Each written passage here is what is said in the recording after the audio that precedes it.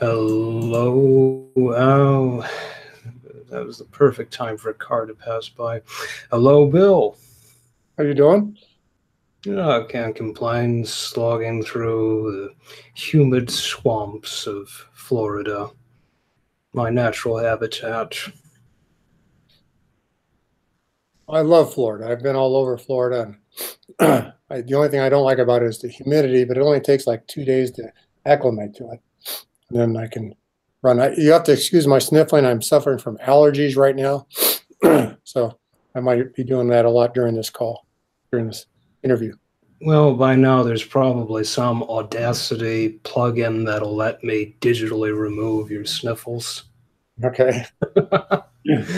You are one of the grand figures of the anti-aging movement, distinguished scientist who began his research career with Geron, and now you are the founder of Sierra Sciences. Actually, I didn't begin my career with Geron. Geron was kind of towards the end. I've been in biotech since the beginning, since 1981, and I was involved in a lot of the big blockbusters like human growth hormone, erythropoietin, tissue plasminogen activator. So I actually, by the time I went to Geron, I was already a seasoned uh, uh, biotech scientist who had a lot of successes on my resume. And so, in fact, Geron hired me simply because I said, I'm interested in doing it and I can have telomerase discovered for them in 3 months. And shortest job interview ever. Well, I'm going to have to fault Wikipedia for that one. They did not include those bits. So I'll scold them, provide all the necessary excoriation. I wonder who wrote that, because we don't, as far as I know, nobody here at Sierra Sciences enters anything into Wikipedia. I guess some of our marketing partners are very interested in having us there or something.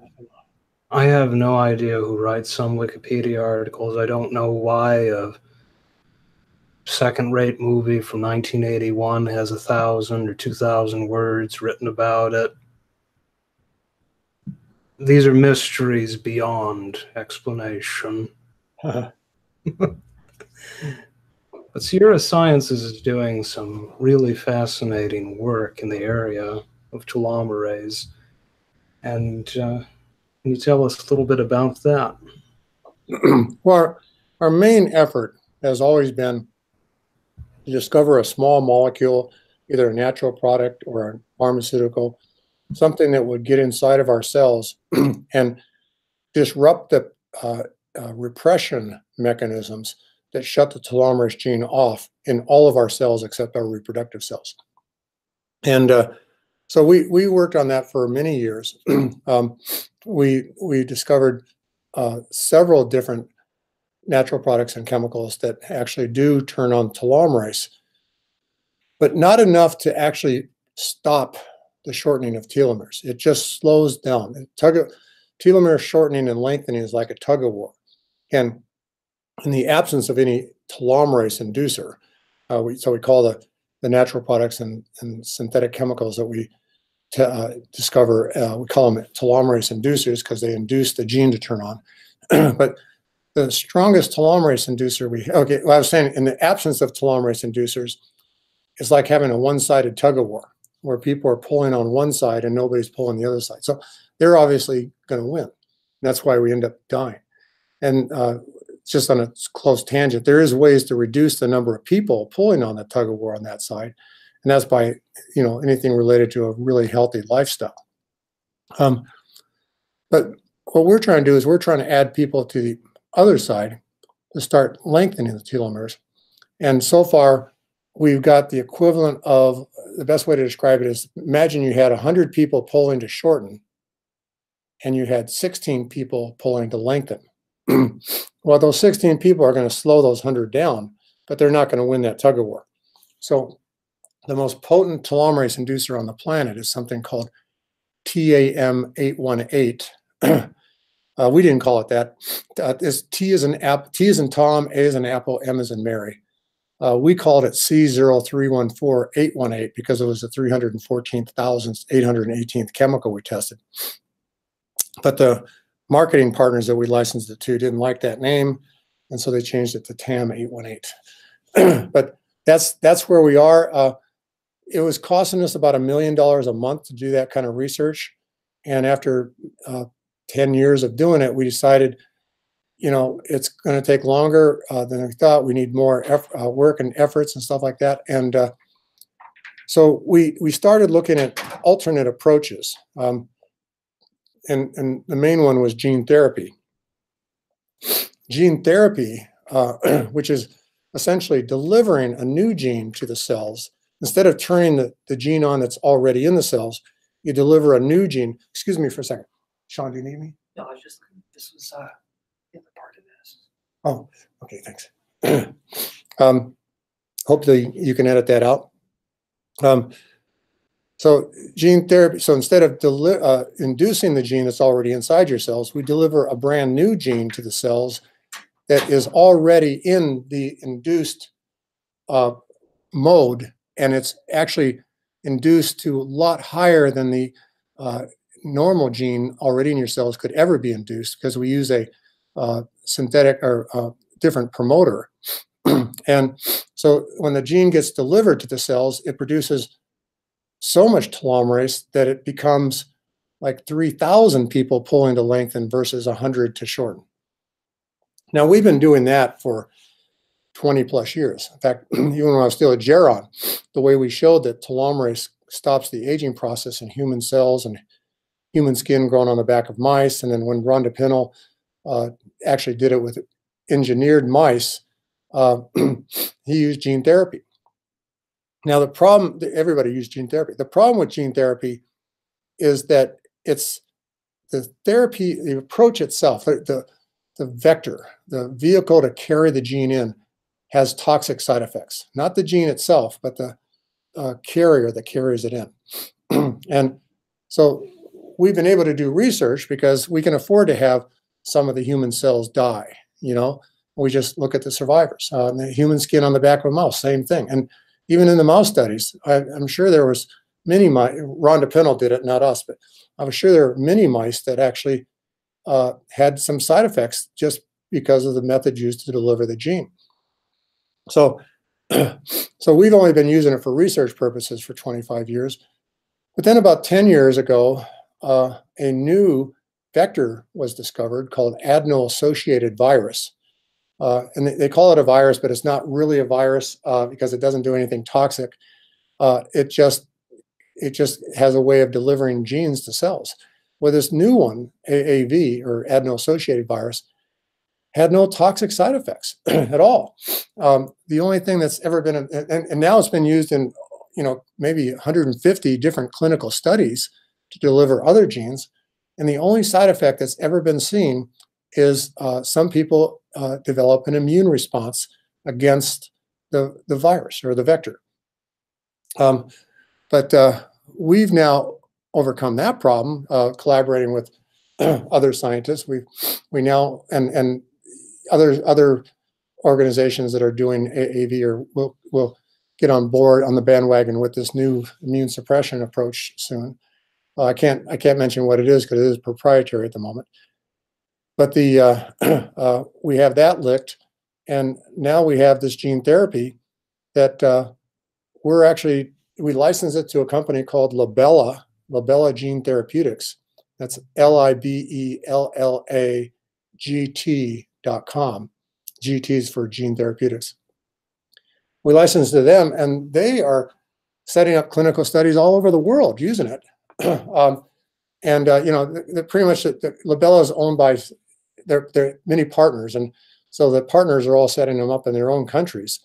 Right now, the closest one is going to be Colombia. Right now, the first patient is scheduled to be treated on December 10th of this year. This is a Alzheimer's patient who's been diagnosed with severe Alzheimer's. They actually don't use the word Alzheimer's anymore. They use it neurocognitive dysfunction, I think is the word. But he's been diagnosed with severe neurocognitive dysfunction 5.5 years ago. And the average lifespan after diagnosis is usually 6 years. So this person's pretty close to passing away. And so some type of therapy like this would be great. And the focus is going to be on Alzheimer's, because of all the telomeropathies, and telomeropathies are defined as any disease caused by short telomeres, and Alzheimer's is one of those. Of all the telomeropathies, besides aging, Alzheimer's is the most deadly. In fact, 100% of all people that get Alzheimer's dies. And so this would be an interesting clinical study to see if we can save this guy. He's in his 70s. I can't tell you more than that, but the second patient is expected to be treated 10 weeks after that, because it takes about 10 weeks for the large-scale production facility people to produce enough of the gene therapy to treat one person once. The other problem is it's super expensive. It literally costs about $3 million to treat one person. And so in the clinical study, fortunately, a lot of funding is coming from some of the partners to do that. But the bad thing about this gene therapy, even if it works, after they put it on the market, the only people that are going to be able to afford it are the super wealthy, because I'm sure they're going to charge more than $3 million. But I will be getting a royalty from the clinical studies and from the sales of the product. And I will use that to continue my research to search for a small chemical. And they know this. They know that, and they're all for it. But the goal is to search for a small chemical, and then everybody will be able to afford it. That's, I think, in a nutshell, everything going on here. I'm spending a lot of time speaking at conferences, and I've got 2 coming up next week. I just returned from New Zealand. Just before that, I was in Tokyo and Kyoto speaking, but it's been pretty active. So you foresee... Oops, what's that echo? I don't hear it. I don't hear the echo. Okay.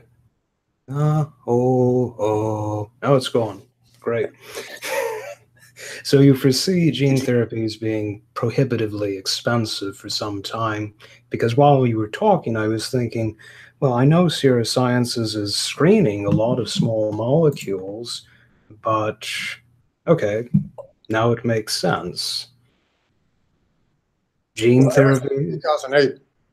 Ever since 2008, it's been hard to find research funding from investors and stuff like that, because in 2008, the global financial crisis hit.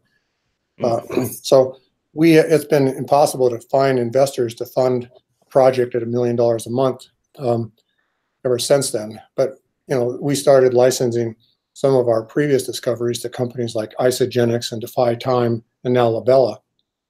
And so we have been getting all our research funding from royalties from products that they're selling, but it's still not enough to start doing the $1 million a month that we need to continue our screening. But I think that could change pretty soon. I certainly hope so. But as I've discussed with more than a few guests, including my guest this morning, the future is just about anyone's guess. Yeah. I should tell you, speaking of the future, people often ask me, why do I want to live a long time? Am I afraid of dying? And my response is always, no, I'm not afraid of dying at all. You can see all the crazy things I do to risk my life. I used to hold the world speed record for barefoot water skiing, and competitors competing against me died. It's like, because hitting the water at those speeds can be lethal. I've also done a lot of like super long distance ultra marathon runs through Death Valley at 180 degrees or 130 degrees, or up on the Himalayas at 18,000 feet. And if I was afraid of dying, I wouldn't be doing those things. What I am afraid of is missing out. And so if you ever heard the expression FOMO, F-O-M-O, is fear of missing out. That's one of my favorite slogans for myself. I think I don't want to miss out on all the great things that are going to happen in the future. And top of my list is First Contact. You know, I can't wait for us to find intelligent life elsewhere in the universe. And I don't want it to be after I've passed away. You know, I don't want to miss out on that. Now, the photo shoot that I'm doing today is to actually well, let me start off with, if you've seen the movie First Contact, a Star Trek movie called First Contact. It stars James Cromwell as playing the role of Zefram Cochrane, who's the person who's in the future going to discover warp drive to be able to go faster than the speed of light. And in the movie, when he actually does the discovery and actually succeeds at doing it, the Vulcans get a signal that somebody has discovered how to exceed the speed of light. And so they made a trip to Earth to meet Earthlings to find out, oh, what's going on with these people. So they get off this, Vulcans land their ship. One of them walks out and stands there. And then Zefram Cochrane walks up to him and they shake hands. And so I've got a really good photograph of that scene from the movie. And so what I say is, I show that, I'm going to show that picture at some of my presentations when somebody asks me, why do I want to live so long? I'm going to say, you know, when we make First Contact, and I'm going to show that picture, I want to be there. And all of a sudden I appear in the picture. So that's the whole idea. That's why I'm doing the photo shoot. But that's the future is what it's all about. It's like the future has so many exciting things going on. I just don't want to miss out on any of them. And I can't do that if I'm 6 feet under. I'm with you all the way, although I'm more eager to see humans evolve into intelligent life than to find some on another planet. But you know, evolution, we control our own evolution now. Evolution, the natural evolution is never going to control our evolution unless there's a terrible catastrophe and humans are knocked back into the Stone Age. But right now, look at, we've developed eyeglasses, which help people survive when their eyes go bad, and they can escape predators and they can catch food and things like that. Whereas in the past, that would have killed us. We never evolved better eyes. And I believe that there's the natural evolution tends to want to get rid of us after we get old because we're in the way. And the whole idea of evolution is to pass on the genes and to keep enough variation in the genes and shuffling of the genes to allow some cell in the species to be able to survive a changing environment. And so once somebody has passed on their genes, they don't contribute to evolution of the species anymore. They're just in the way. They become competition for mates and food and things like that. So we actually evolve aging, I think, as a means to knock off the old. Because I think any species that doesn't knock off the old has a less chance of surviving than, with survival of the fittest, has a less chance of surviving than those species that do knock off the old. Yeah. So I don't think we're going to evolve naturally into longer living species or healthier. I think the only way to do it is to actually start combining transhumanism. I'm a big transhumanist believer in let's do everything we can to optimize our bodies to the max. I mean, I've already had my teeth done. That's probably transhumanist. I've had what other things? I've had surgeries and stuff like that made me better. I've actually done surgeries that just improve my running, for instance. Elective surgeries just to improve my running. It's those kind of things. That's how we're going to evolve faster than natural evolution would ever do, and in a different direction than natural evolution would ever take us. So, what were you going to say? I was referring to science-assisted evolution. Obviously, I'm not willing to wait hundreds of millions of years for an uncertain outcome. Yes, I've had quite a few transhumanists on the podcast, including Liz. And then, have you had Gennady? Yes, Gennady and I are tight. He helped back one of my Kickstarters, documentary series, and I have an audiobook recording of Death is Wrong. I met him at Radfest a couple years ago. I saw you, but you were talking to someone, and then I met up with Aubrey at the bar, and I'm good friends with everybody you mentioned, Aubrey, Liz, Gennady. Gennady and I are actually running buddies. He lives near here. So he and I see each other at races all the times, and we've gone on training runs together. But yeah, Gennady, I'm a big, big supporter of Gennady Stolarov. He's going to, I think he's going to make a really big difference in this world, especially in the field of transhumanism. he's passionate, dedicated, disciplined, organized. I definitely like to have his pen organization, but the Lord giveth and the Lord taketh away. There's a slight laugh in that expression. Now, there's other things besides transhumanism and anti-aging that are essential that have to be done because you can still be run over by a car. Okay, you can still fall off a cliff and die. And so, what I'm really interested in, and something that's going to be represented more and more at Radfest, is something called whole brain emulation, or another term for it is brain uploading.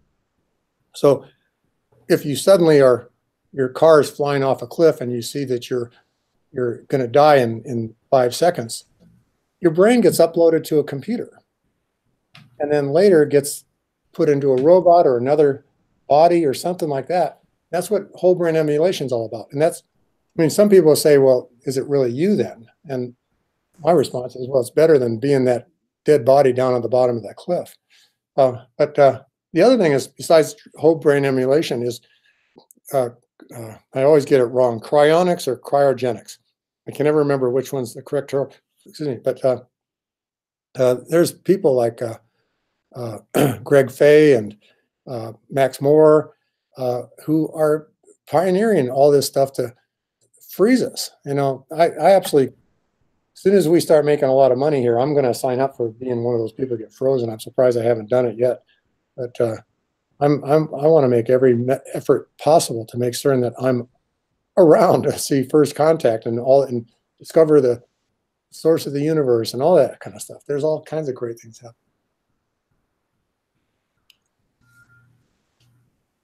It's a beautiful way to look at life. It puts us in the right direction. And as I discussed with Gennady on one of the podcasts, if you think of yourself as being immortal, it's sort of like the way you act when you think you're being watched, which is what I was talking with Jerome about this morning. You start trying to be a little more moral. You try to think in the long run. You may be less tempted to do things that are stupid or destructive, particularly self-destructive, if there's this glorious, everlasting future somewhere on the horizon. Well, it's all dreaming right now, and I would hate to be one of the last ones, or the first ones, one of the last ones to die before that happened.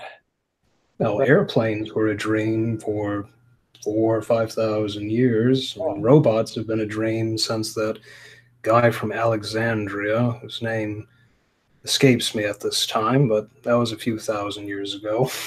Wow, I didn't know about that. But yeah, no, the future is exciting, and we got to be there. One of the things that I mentioned was that I believe that we evolved aging as a way of knocking off the old. But there are life forms on the planet that don't have any detectable aging. And then one thing that makes me think that aging is a relatively recent evolutionary thing is that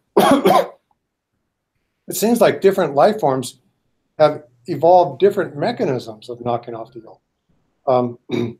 Humans do it by telomere shortening, I believe. I believe that because I do know that our antioxidant levels are 100 times higher than mice. So oxidative stress doesn't affect us nearly as much as mice. But I do know that mice don't age by telomere shortening at all unless you use engineered mice. Mice totally age by oxidative stress and or mitochondria. And the fact that such closely related species have different mechanisms of aging tells me that it was probably a relatively recent event. And then Jerry Shea and Woody Wright at University of Texas Southwestern, they did studies on a whole bunch of different cells from different animals. And the only animals that they found that actually aged by telomere shortening were humans, other primates, dogs, cats, horses, sheep, pig, and deer. All the other hundreds of animals I looked at had no telomere shortening, had telomerase produced in all their cells. Some of those that had telomerase produced in all their cells had no detectable aging, as I already mentioned. Those included lobsters, tortoises, clams, some birds and some fish, and some type of whales, like humpback whales, for instance. Charles Darwin had a pet tortoise, and she just died recently at 180 years old, and it wasn't because of aging; it was some infection. There's all the animals I just mentioned. There's no way to tell how old they are. They don't have rings on a tree like a tree does. The exception is clams. The only way until then has been people had to put them in cages or aquariums when they were first born and watch how long they live. And some of these animals, like lobsters, have been living for more than 150 years. People didn't start doing this kind of stuff until the time of Darwin. So it's not like people have been watching animals age for hundreds of years. It's just been 150 years. But clams, they create a new stripe on their shell every year. And so you can count the number of stripes to find out how old a clam is. And they have now found clams over 500 years old. Now, another thing to point out is that even though these animals have telomerase produced in all their cells, they have no cancer, very rare cancer. And there's this rumor going around that telomere shortening is an anti-cancer mechanism, but as I said, I believe it's a pro-death mechanism. The fallacy of the idea that telomerase or keeping telomeres long causes cancer is that we already know from hundreds and hundreds of studies that short telomeres increase the rate of cancer tremendously. And that's why most cancers survive, is because short telomeres cause the cells to start having all kinds of mutations. And the mutations are what causes cancer. The mutations are what causes cancer to survive whatever you hit it with. Even the telomerase inhibitors to cure cancer. The mutation rate is so high because of the short telomeres that there's always cells that figure out a way to keep telomeres long without telomeres, using the ALT pathway, standing for alternative lengthening of telomeres. So these animals that I mentioned are good proof that telomerase does not cause cancer. In fact, these animals rarely get any diseases. Short telomeres are bad. I always say bad things happen when telomeres get short. It's the thing that we want to prevent telomeres from getting short, because evolution has decided that's best for survival of our species, to let it get short. We need to do our own evolution right now and get us all so we don't ever die. And that's going to be by inducing telomerase. Because, frankly, no matter what else anybody's doing anywhere in the world to try to cure aging, it is undeniable that humans have this telomere shortening issue. And when somebody's like 90 to 105 years old, their telomeres are so short, their cells are already losing the ability to function in a process called senescence. And then some people are trying to get rid of senescence by killing off senescent cells. I'm worried that a 95-year-old person is going to be mostly, at least their skin is going to be mostly senescent cells, and that's killing off the senescent cells is going to kill the person. Their data is all based on mouse studies, and mouse senescence is not like human senescence at all. We've known for 25 years now that mouse cells and human cells both go into senescence after a certain number of cell divisions. But mouse senescence can be prevented by antioxidants, but not by telomerase.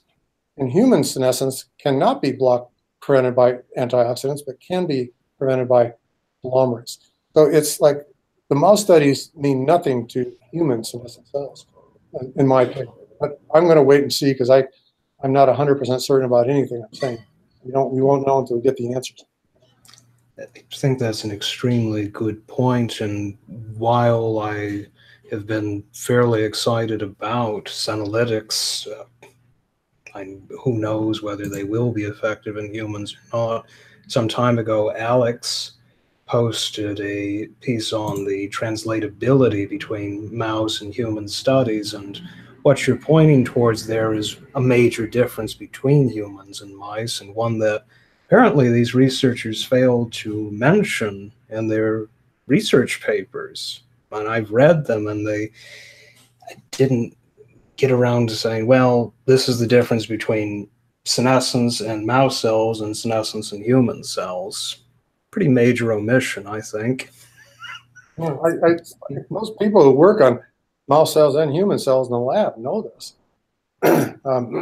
But it blows me away. But you know what? If I was an investor, I would invest in the senolytics because I think there's, I don't want to. My goal is to live forever. My goal isn't to be the one that cures aging. My goal is to make certain that one of us cures aging. So if I had a lot of money, I'd be investing in all these other things because I can't prove they're not going to work. There's a chance they will work. But we don't know until all I can do is decide what's my money on. Okay. Most of my money is on solving the telomere shortening problem. But then when we solve that problem, then we're still going to have senescent cells through oxidative stress, just like mice do. Because I think of all the causes of aging to be like multiple sticks of dynamite burning inside of our cells, and we have them all. Mice have all the same stick of dynamites that humans do. But it's the question of which sticks of dynamites have the shortest fuses.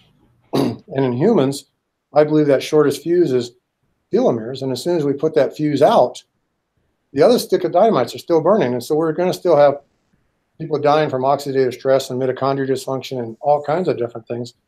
Mice, on the other hand, their longest telomere is longest fuse is telomere shortening or telomerase activity. Whereas, I'm not exactly certain what causes aging in mice, but it's definitely my best guess is that it's going to be a combination of either oxidative stress and or mitochondrial dysfunction. And humans are much in better shape there than mice are. In other words, you're getting the most bang for your buck by focusing on telomeres. Yeah, I just believe no matter what else anybody else is doing, it's never going to work unless we also solve the telomere shortening problem.